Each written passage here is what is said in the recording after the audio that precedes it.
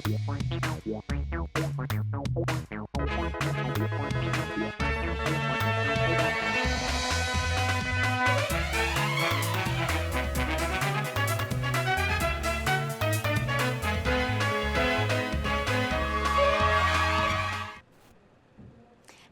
मैं हेमा कुशवाहा और आप देख रहे हैं राष्ट्रीय समाचार की खास बुलेटिन। मगर खबरों से पहले एक नजर हेडलाइंस पर।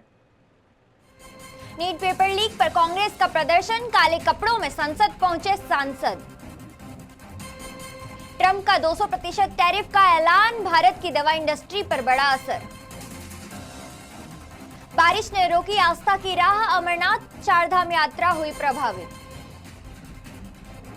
सिक्किम टनल हादसा गहराया, 20 शव बरामद, 5 की तलाश जारी। भारतीय सेना को चीन का सलाम, 12 चीनी नाविकों की जान बचाने पर जताया आभार। नीट परीक्षा में कथित धांधली और देश भर में सामने आए पेपर लीक मामलों को लेकर कांग्रेस आज संसद में बड़ा विरोध प्रदर्शन करने जा रही है। पार्टी ने अपने सभी सांसदों से काले कपड़े पहनकर संसद पहुंचने का फैसला किया है, जहां कांग्रेस का कहना है कि यह विरोध छात्रों और युवाओं के भविष्य से जुड़े मुद्दों को लेकर सरकार का ध्यान आकर्षित करने के लिए किया जा रहा है। पार्टी नीट पेपर लीक मामले पर केंद्र सरकार को घेरने और जवाबदेही तय करने की मांग कर रही है। बताया जा रहा है कि कांग्रेस सांसद संसद परिसर में एकजुट होकर अपना विरोध दर्ज कराएंगे। ऐसे में आज संसद भवन के भीतर और बाहर इस मुद्दे पर एक बार फिर सियासी टकराव देखने को मिल सकता है। सारे अपोजिशन पार्टीज के एमपी ब्लैक ड्रेस में आएंगे, काला दिवस मनाएंगे, प्रोटेस्ट करेंगे। जिस तरह से उन्होंने कल पुलिस को इस्तेमाल करके एमपीज के साथ बर्ताव किया, परसों जिस तरह से छात्रों के साथ बर्ताव किया, जिस तरह से मनमानी सरकार कर रही है और जिस तरह से मिसबिहेव कर रही है पार्लियामेंटेरियंस के साथ और स्टूडेंट्स के साथ, तो उसके खिलाफ में आज एक काला दिवस मनाया जाएगा। Sir, Rahul Gandhi paper leak के पहले से छात्र की लड़ाई लड़ रहे हैं, बट आम आदमी party leaders opposing the step of Rahul Gandhi, क्या मतलब है? देखिए, कांग्रेस पार्टी का एकदम फोकस क्लियर है। छात्रों की आवाज कांग्रेस पार्टी और राहुल गांधी जी बने हैं। छात्रों की आवाज जो है अपोजिशन पार्टीज के एमपीज और लीडर्स बने हुए हैं। हम चाहते हैं कि छात्रों के साथ सरकार बात करे, उनके मांगे पूरे करें, एजुकेशन सिस्टम के साथ ओवरऑलिंग करें। नीट पेपर लीक को लेकर सियासी घमासान और भी तेज हो गया है। विपक्ष के विरोध के बीच अब भारतीय जनता पार्टी भी देश भर में कांग्रेस के खिलाफ बड़ा प्रदर्शन कर सकती है। खबर है कि बीजेपी आज प्रदेश कांग्रेस कार्यालयों के घेराव में की तैयारी कर रही है। बीजेपी का आरोप है कि राहुल गांधी ने प्रधानमंत्री आवास के बाहर धरना देकर सुरक्षा व्यवस्था से खिलवाड़ किया है और राजनीतिक विरोध की मर्यादा भी तोड़ी है। इसी के विरोध में पार्टी देश भर में प्रदर्शन करेगी। वहीं कांग्रेस के शिक्षा मंत्री धर्मेंद्र प्रधान के इस्तीफे की मांग पर अड़ी हुई है। सरकार ने साफ कहा है कि वह संसद में नीट पेपर लीक पर चर्चा के लिए तैयारी कर रही है, लेकिन विपक्ष लगातार सरकार पर हमलावर बना हुआ है। इसी बीच आंदोलन के केंद्र जंतर मंतर पर विपक्षी नेताओं का पहुंचना जारी है। वहीं गतिविरोध खत्म करने की कोशिश में केंद्रीय मंत्री जेपी नड्डा और डॉक्टर जितेंद्र सिंह ने मेदांता अस्पताल में अनशन पर बैठे सोनम वांगचुक से मुलाकात की। अब सबकी नजरें संसद और सड़क पर होने वाले अगले घटनाक्रम पर टिकी हुई है। मुंबई में सीजेपी के आंदोलन के बाद पुलिस ने बड़ा एक्शन लिया है। कानून व्यवस्था के उल्लंघन और बिना अनुमति प्रदर्शन करने के आरोप में शहर के अलग अलग पुलिस थानों में 8 मामले दर्ज किए गए हैं। इन मामलों में 900 से ज्यादा लोगों को आरोपी बनाया गया है। सबसे बड़ी कार्रवाई शिवाजी पार्क पुलिस स्टेशन में हुई, जहां 600 से अधिक लोगों के खिलाफ एफआईआर दर्ज की गई। इसके अलावा महीम, दादर, सायन, वडाला, टीटी, वर्ली, काला चौकी और भाईवाड़ा पुलिस स्टेशनों में भी प्रदर्शनकारियों पर मामले दर्ज किए गए हैं। इसी बीच दिल्ली में भी नीट पेपर लीक और शिक्षा मंत्री के इस्तीफे की मांग को लेकर सीजेपी का प्रदर्शन जारी रहा, जहां जंतर मंतर और संसद मार्च के दौरान हुई झड़पों के बाद कई नेताओं और कार्यकर्ताओं पर कार्रवाई की गई, जबकि आंदोलन को लेकर देश भर में सियासी हलचल तेज हो गई है। नीट यूजी को लेकर जारी विवाद के बीच तमिलनाडु ने अभिनेता विजय कि पार्टी टीवीके ने बड़ा राजनीतिक बयान दिया है। पार्टी ने साफ कहा है कि वह सिर्फ पेपर लीक का विरोध नहीं करती बल्कि नीट परीक्षा को पूरी तरह खत्म करने की मांग करती है।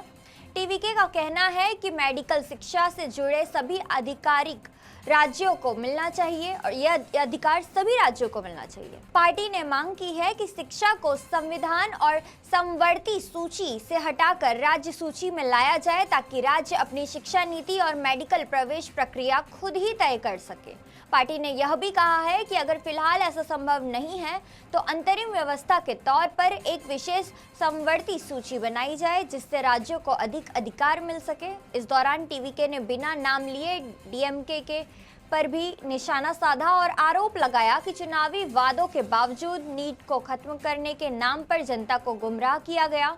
पार्टी ने दोहराया कि इस मुद्दे पर उनका रुख पूरी तरह से स्पष्ट और समझौताहीन है। अमेरिकी राष्ट्रपति डोनाल्ड ट्रंप ने जेनेरिक दवाओं के आयात पर बड़ा फैसला लिया है। ट्रंप ने ऐलान किया है कि अमेरिका में आने वाली जेनेरिक दवाओं पर 200% तक टैरिफ लगाया जाएगा। इस नीति का उद्देश्य दवा निर्माण को अमेरिका के भीतर बढ़ावा देना बताया गया है। ट्रंप के मुताबिक अगस्त 2026 से 2 साल तक जेनेरिक दवाओं पर कोई टैरिफ नहीं लगेगा, लेकिन इसके बाद 2028 से टैरिफ बढ़कर 100% और फिर 200% तक किया जाएगा। साथ ही जो कंपनियां तय समय में अमेरिका के उत्पादन इकाइयां स्थापित नहीं करेंगी, उनके खिलाफ कार्रवाई भी की जाएगी। इस फैसले का असर भारत पर पड़ सकता है क्योंकि भारत अमेरिका को जेनेरिक दवाओं का सबसे बड़ा सप्लायर है। अमेरिका में इस्तेमाल होने वाली करीब 40% जेनेरिक दवाएं भारत से ही आती है। पिछले वित्त वर्ष में भारत ने अमेरिका को करीब 9.7 अरब डॉलर की दवाओं का निर्यात किया है। इस नीति का वास्तविक प्रभाव भारत अमेरिका के व्यापार समझौते को अंतरिम टैरिफ नियमों पर निर्भर करेगा। आंध्र प्रदेश में एक बार फिर कोविड-19 के नए मामले सामने आए हैं, जिससे स्वास्थ्य विभाग अलर्ट मोड पर आ गया है।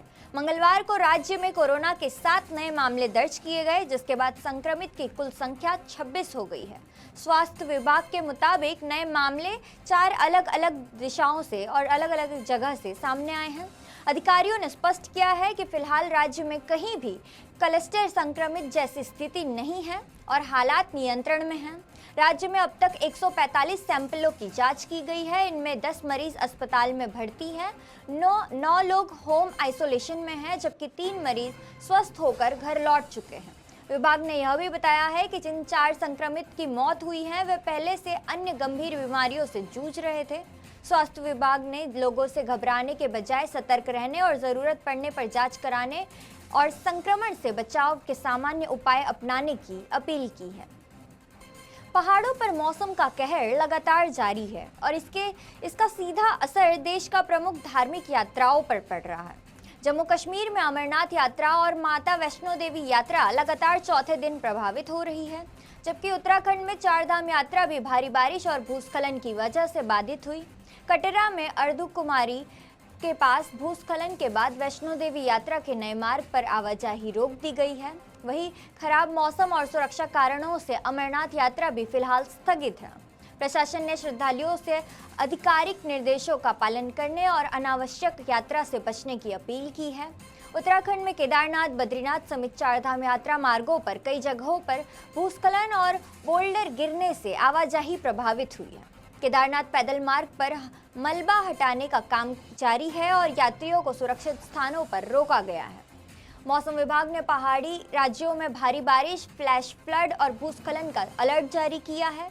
प्रशासन लगातार हालत पर नजर बनाए हुए है और श्रद्धालुओं से मौसम सामान्य होने तक सतर्क रहने की अपील की है। सिक्किम के नामचिन जिले में निर्माणाधीन हाइड्रो इलेक्ट्रिक प्रोजेक्ट की टनल में हुए भीषण हादसे में अब तक कुल 20 मजदूरों के शव बरामद किए जा चुके हैं। राहत और बचाव अभियान लगातार जारी है, जबकि 5 मजदूर अब भी टनल के अंदर फंसे हुए हैं। हादसा तिस्ता स्टेज 6 परियोजना के निर्माणाधीन टनल में हुआ, जहां भूस्खलन के बाद टनल का हिस्सा मलबे के भीतर दब गया। बचाव अभियान के सामने सबसे बड़ी चुनौती टनल में भरी मीथेन गैस है। गैस के कारण कई बचावकर्मी बेहोश हो गए, जिससे रेस्क्यू ऑपरेशन बेहद कठिन हो गया। मजदूर टनल में के प्रवेश द्वार से करीब 1.5 किलोमीटर अंदर फंसे हैं ऑक्सीजन की कमी के चलते राहत कर्मी सीमित समय के लिए अंदर जा पा रहे हैं। एक ऑक्सीजन सिलेंडर केवल 40 मिनट तक ही चल पा रहा है। फिलहाल एनडीआरएफ और अन्य एजेंसियां ब्लास्ट प्रूफ उपकरण और विशेष तकनीक की मदद से बचाव कार्य में जुटी हुई है। प्रशासन का कहना है कि बाकी फंसे मजदूरों तक जल्द से जल्द पहुंचने की कोशिश की जा रही है। राजा रघुवंशी हत्याकांड की मुख्य आरोपी सोनम रघुवंशी की जमानत पर सुप्रीम कोर्ट ने सख्त रुख अपनाया है। अदालत ने सुनवाई के दौरान सोनम को सामने 2 विकल्प रखे थे, या तो आत्मसमर्पण करे या फिर कोर्ट के मामले के गुण दोष के आधार पर जमानत का फैसला सुनाएगा। जस्टिस MM सुंदरेश और जस्टिस PB वराले की पीठ मेघालय सरकार की उस याचिका पर सुनवाई कर रही है जिसमें हाईकोर्ट द्वारा की गई जमानत को चुनौती दी गई है।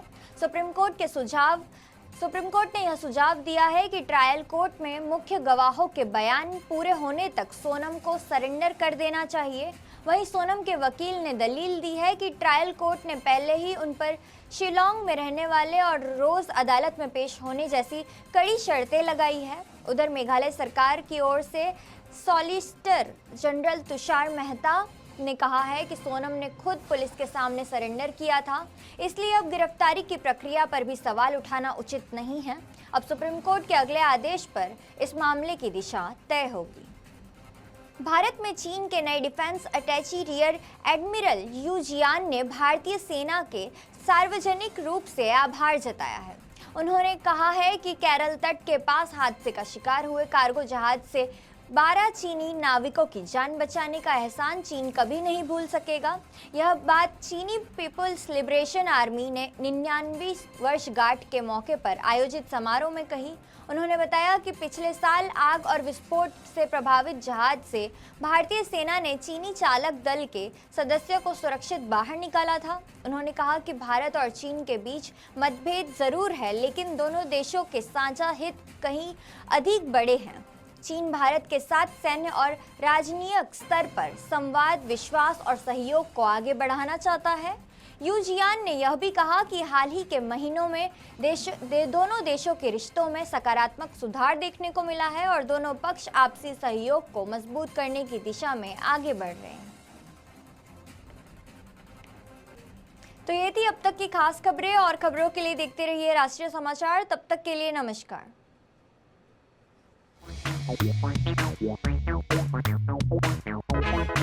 Thank you.